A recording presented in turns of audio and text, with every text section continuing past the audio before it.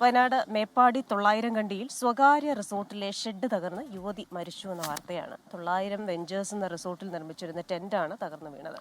നിലമ്പൂർ അകമ്പാടം സ്വദേശി നീഷ്മ ആണ് മരിച്ചതെന്ന് പറയുന്നു. സുജിത്ത് അയ്യപ്പത്ത് ചേരുന്നുണ്ട് കൂടുതൽ വിവരങ്ങളുമായി വയനാട്ടിൽ നിന്നും. സുജിത്ത്, ദുഃഖകരമായ സംഭവമാണ്.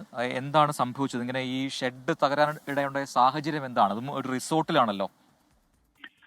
ഇന്നലെ രാത്രിയിലാണ് ഈ അപകടം ഉണ്ടാകുന്നത്. വയനാട് 900 കണ്ടിയിലാണ് റിസോർട്ടിലെ ടെന്റ് തകർന്നു വീണത്.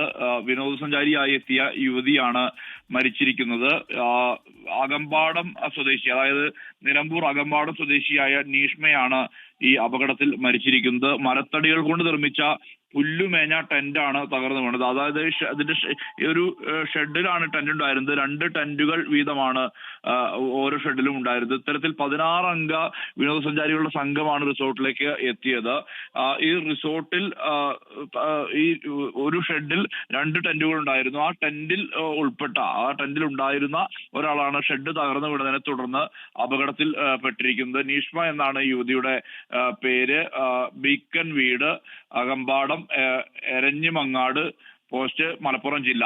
ഇതാണ് വിലാസം. ഇവിടെ ഈ പെൺകുട്ടിയാണ് ഇപ്പോൾ ഈ അപകടത്തിൽ മരിച്ചിരിക്കുന്നത്. വിശദാംശങ്ങൾ ലഭ്യമായി വരുന്നതേ ഉള്ളൂ. ഇന്നലെ രാത്രിയിലാണ് ഈ അപകടം ഉണ്ടായിരിക്കുന്നത്.